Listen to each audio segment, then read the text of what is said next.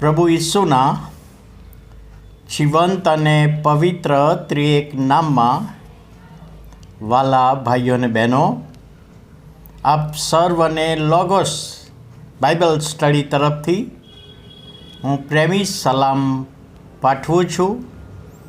અને આજે 2025ના વર્ષનો 30મો દિવસ એટલે કે 30મી જાન્યુઆરી 2025 અને ગુરુવારનો આ નવો દિવસ આપણા જીવનોમાં પ્રભુએ બતાવ્યો, માટે પ્રભુનો ખૂબ આભાર માનીએ છીએ.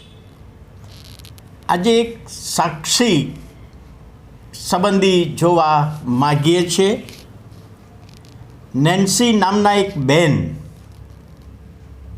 એમણે પેપરમાં જાહેર ખબર આપી, જો તમે એકલા છો, જીવનથી કંટાળી ગયા છો, તમે કોઈક મુશ્કેલીમાં આવી પડ્યા છો, કોઈ રસ્તો તમને દેખાતો નથી, જીવનથી તમે કંટાળી ગયા છો, તમે તમારા જીવનને ટૂંકાવી નાખવા માગો છો, જીવનમાં હવે કોઈ આશા દેખાતી નથી, તો મારી પાસે આવો. હું વ્હીલચેરમાં છું. આપણે બંને સાથે મળીને તમારા પ્રશ્નની ચર્ચા કરીશું. અને આ જાહેરાતના અનુસંધાનમાં આ નેન્સીબેનને એક અઠવાડિયામાં 30 કરતાં વધારે વ્યક્તિઓના કોલ મળે છે. અને એ વ્યક્તિઓની સાથે વાત કરે છે. જો શક્ય હોય તો રૂબરૂમાં મળે, અને શક્ય ના હોય ને દૂરના વિસ્તારમાં હોય તો ફોન પર વાતો કરે છે. અને નેન્સીબેન પોતાની સાક્ષી આપે છે. હું તંદુરસ્ત હતી. મારા જીવનમાં મારે ઘણું બધું કરવું હતું, પરંતુ મારાથી થઈ શક્યું નહીં. મારી આશાઓની ઈચ્છાઓ પૂરી થઈ નહીં, માટે મેં આત્મહત્યા કરવા પ્રયત્ન કર્યો. અને એક ઊંચા મકાન પરથી મેં કૂદકો માર્યો, પણ નીચે હું ઘાયલ થઈને પડી મરણ પામી નહીં. મને દવાખાને દાખલ કરવામાં આવી અને મને લકવાની અસર થઈ ગઈ. પણ એ દરમિયાન મેં મારું જીવન પ્રભુ ઈસુ ખ્રિસ્તને સોંપ્યું.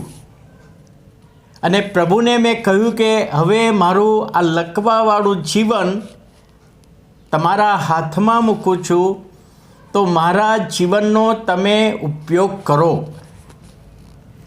મને બહુ પસ્તાવો થયો કે સારી તંદુરસ્તી હતી ત્યારે મેં જીવન સોંપ્યું નહીં તો એ જીવન દ્વારા પ્રભુ ઘણો બધો મારો ઉપયોગ કરી શક્યા હોત. અને આ ટૂંકી સાક્ષી દ્વારા જે વ્યક્તિઓના કોલ આવે એમની સાથે પ્રભુ ઈસુ ખ્રિસ્તની વાત આ નેન્સીબેન કરતા હતા.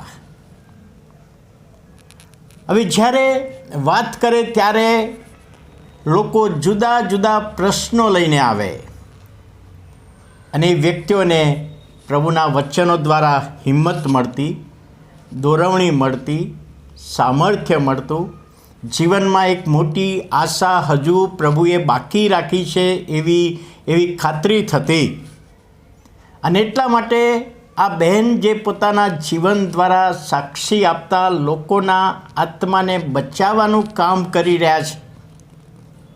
ગમે તેવી માંદગી બીમારી હોય, દવા ચાલતી હોય કે ન ચાલતી હોય, બીમારી હોય ને મટવાની નથી એવું આપણને ખબર હોય, ભયંકર રોગ લાગુ પડ્યો હોય,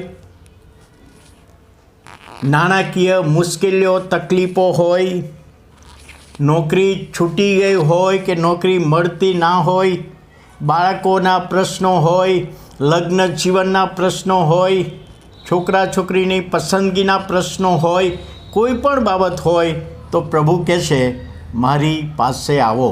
ઓ વૈતરું કરનારાઓ, ભારથી લદાયેલાઓ, તમે સગડા મારી પાસે આવો અને હું તમને વિશ્રામો આપીશ.